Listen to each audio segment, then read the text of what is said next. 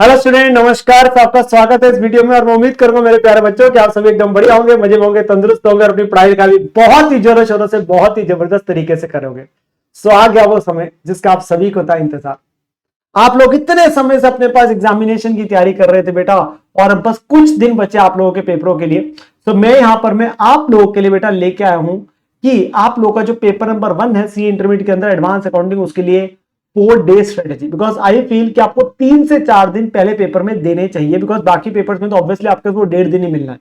And पहला paper आपके पास obviously advance accounting एक हैवी सब्जेक्ट, पहला पेपर आपके पास ऑब्वियसली कॉन्फिडेंस बूस्टर की तरह आपके पास काम करते हैं। बाकी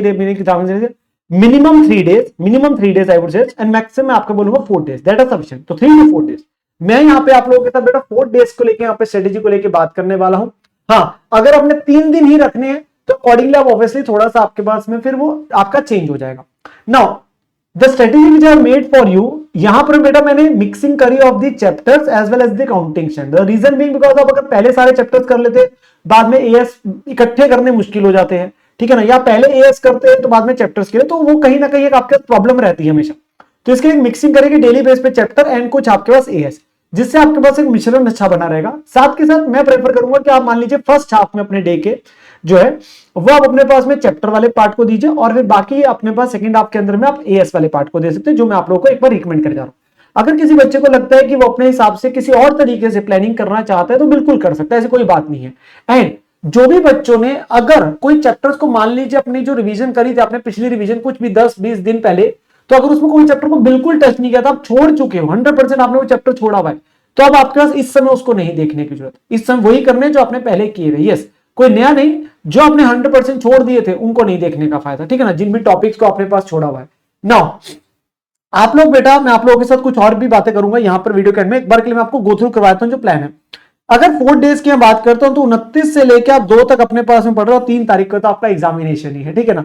तो चैप्टर जैसे मैंने सबसे पहले फाइनेंशियल स्टेटमेंट और कंपनी इसलिए रखा बिकॉज बैलेंस शीट आना, पीएनएल आना बहुत इंपॉर्टेंट, बैलेंस शीट खास कर, बिकॉज बहुत सारे चैप्टर में कंपनी की बैलेंस शीट बननी है, तो आपको उसकी क्लैरिटी होना जरूरी है, उसकी जो टर्मिनोलॉजीज है वो सारी पता होनी चाहिए, जो फॉर्मेट है। तो financial statement companies, buyback of security, 2 chapter थोड़ा सा लाइट रखा इन टर्म्स ऑफ, क्योंकि बच्चा जब एकदम से सब्जेक्ट पढ़ना शुरू करता है तो कहीं ना कहीं स्पीड बनने में आपके पास मुश्किल होती है। और मैंने प्रैक्टिकल आपके पास रखे हैं टॉपिक्स, जिसमें से एएस 13 में ऑब्वियसली थोड़ा टाइम लगता है, जो हम सबसे पहला चैप्टर भी करते हैं काउंटिंग फॉर इन्वेस्टमेंट का। एएस 2, 12, 20 प्रैक्टिकल ओरिएंटेड आपके पास स्टैंडर्ड्स रखे हैं, ठीक है ना।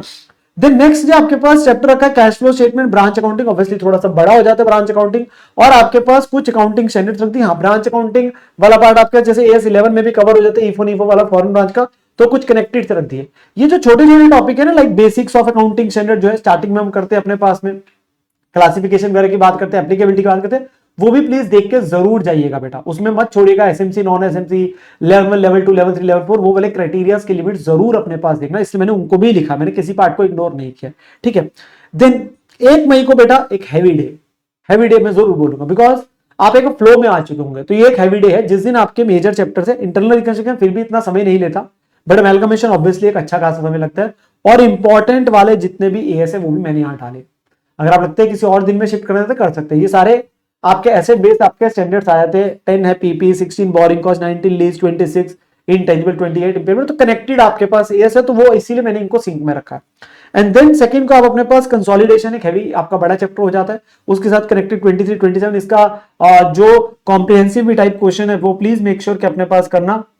जो मैंने आप लोगों के साथ एग्जाम में भी आया हुआ बताया हुआ भी आप लोगों को प्लीज अपने पास में करना। बाकी आपके कुछ जो थ्योरेटिकल बेस आपके कुछ स्टैंडर्ड्स है वो भी साथ में आपके हो जाएंगे। एंड ये चैप्टर छोड़ के नहीं जाना है, चैप्टर बड़ा है तो बड़ा आपके पास आधा घंटा भी नहीं लगता, इसमें going concern not going concern वाला कॉन्सेप्ट जरूर करके जाइएगा, ठीक है ना, उसका क्वेश्चन पक्का करके जाइएगा, वो आपके पास आता भी है, ठीक है ना। तो एक बार के लिए मैंने सिलेबस आप लोगों का ये 100% यहाँ से गो थ्रू हो जाएगा। जैसे मैं बोला अगर आपने 3 दिन में करना अकॉर्डिंगली बढ़ जाएगा, ठीक है ना, आप 3.5 दिन करना चाहते हैं वैसे स्प्लिट अप हो जाएगा, अगर आपने अपना प्लान बनाया आप उसको भी फॉलो कर सकते हो, उसमें कोई दिक्कत नहीं। मेक श्योर 100% सिलेबस कवर हो। लास्ट डे मैंने आप लोगों के लिए बेटा यहाँ पे रखा है warm up session on the exam day, very important, क्योंकि जब आप तैयारी करते हैं आप देखिए हो सकता है प्रैक्टिकल वाले टॉपिक्स के अंदर में एक एक दो क्वेश्चन हाथ से करके देखने उससे ज्यादा नहीं कर पाते, क्योंकि समय कम होता है हमारे पास में, रिवाइज कर रहे होते तो हम जल्दी ऑडिट अप्रोच से कर रहे होते हैं कि फटाफट से कवर हो जाए। तो इसलिए बहुत जरूरी है पेपर में जाके तो लिखना है ना यार 2 से 5 मिनट, तो आप लोगों के पास वो आदत नहीं होती, इसलिए मैं बेटा जनरली हमेशा एग्जाम डे पे सुबह सुबह आके आपके साथ वार्म अप सेशन लेता हूँ। 2 से 3 क्वेश्चन आप लोगों को प्रॉपरली सॉल्व करते हैं हम लोग, मेरे साथ साथ आप सॉल्व करेंगे, जिसका बहुत बेनिफिट मिलता है बच्चों को। कई बार मैं ये नहीं कहता कि हमेशा, कई बार ऐसा भी होता है कि क्वेश्चन जैसे जिस टॉपिक का क्या होता है वो आ भी सकता है, कोई बड़ी बात नहीं है, ठीक है, वो नहीं भी आएगा कोई दिक्कत की बात नहीं, हमारे लिए वो पर्पस नहीं, हमारे लिए पर्पस है कि हमारा हाथ खुल जाएगा। वार्म अप सेशन है जहां पे मैं आपको हर सुबह, पेपर वाले दिन सुबह 8 से लेके 9 साढ़े 9 तक आपको छोड़ दूंगा, मैक्सिमम 9:30 है, 9:15 9:30, ताकि आप लोगों का एक बार के लिए मैं आपको सॉल्विंग करा दूंगा हाथ से सॉल्व, तो एक थोड़ी प्रैक्टिस हो जाती है, हाथ थोड़े से वो कहते हैं गर्म से हो जाता है, आप जाके पेपर में सीधा स्पीड से लिख पाएंगे, वरना वो आदत सी नहीं होती, वो छूट जाती है लिखने की आदत। देन अगर आपके कुछ केस स्टडी एमसीक्यू जो बचे हुए थे, बिकॉज वो काफी कॉम्प्रिहेंसिव वाले होते कई केस स्टडीज वगैरह, तो उनके अंदर मिक्स वाले होते हैं, जब तक वो टॉपिक्स नहीं कर लेते फायदा नहीं होता, या जो आपने आरटीपी एमटीपी के कुछ मार्क क्वेश्चन लेटेस्ट के, वो आप लोगों के लिए मेरी तरफ से बेटा एक सिंगल प्लेलिस्ट है, उसका यहाँ पे नीचे भी आपके पास पिन कर रखा है, उसको आप लोगों के लिए कमेंट के अंदर में, जिसमें आप लोगों में वो 3 मैराथन वीडियोस जो है बच्चों के लिए वो एप्लीकेबल है, बिल्कुल आप उसे देख सकते हैं, 100% उसमें सिलेबस कवर्ड है, और साथ के साथ में जितनी भी और वीडियोस है लाइक आरटीपी पीवाईक्यू की जो भी लेटेस्ट थी वो सारी है, केस स्टडीज की भी 2 वीडियोस है, उसमें सारी case studies almost 25 plus case studies जितनी भी आईसीए की थी वो सारी कवर्ड है, और जो आरटीपी में 25 और जो पीवाईक्यू जैन 25 के वो अलग से उस वाले में दिख जाएगी आपको, उसके अलावा वाली सारी केस स्टडी में। सो अगर आप इन चीजों को कर लेते हैं और आप सही तरीके से तैयारी करते हैं तो आप लोगों को बेटा सच में कह रहा हूं अच्छे नंबर लाने से कोई भी नहीं रोक सकता। बस ये लास्ट के कुछ दिन है, आपने इतनी मेहनत करी है, अब इसे खराब नहीं करना, ठीक है ना। तो प्रॉमिस करिए कि यस सर हम अपने पास लास्ट के दिनों में भी प्रॉपर तरीके से मेहनत करेंगे और पेपर में अपने पास जबरदस्त तरीके से नंबर लेके आएंगे, ठीक है ना। तो हिम्मत नहीं हारनी, मुझे पता है डर लगेगा, मैंने आप लोगों से इसके साथ भी पहले वीडियो में बताया था कि आप लोगों को क्या क्या चीजें इस समय करनी चाहिए, बट अभी के लिए लास्ट के 4 दिन बचे, अपना अल्टीमेटली क्या पूरी मेहनत लगा दो यार, पूरी मेहनत लगा दो, ठीक है ना। और अब घबराना नहीं है, रिजल्ट के बारे में नहीं सोचना, अपना बेस्ट देना, अपना बेस्ट देना है। और मैं आप लोगों के साथ में मिलूंगा बेटा वार्म अप सेशन वाले दिन, आप लोगों को कुछ इंपॉर्टेंट टिप्स की बात भी करूंगा जरूर एग्जाम डे पे, जो आप लोगों के लिए रेलिवेंट रहती है, ठीक है ना। बट आप लोग अच्छे तरीके से तैयारी करें, मैराथन वीडियोस का फायदा उठाना चाहते हैं तो उठा सकते हैं, बट मेक श्योर आप मैक्सिमम से मैक्सिमम अपनी सेल्फ स्टडी करिए, आपने अपनी तरफ से क्वेश्चन मार्क कर रखे हैं, उन पॉइंट्स को अपने पास जो छोटे छोटे पॉइंट्स हैं उनको गो थ्रू करके जाइए, कोई भी चीज कम से कम छोड़िए। मैं ये बोलूंगा प्रोफेशनल एग्जाम है,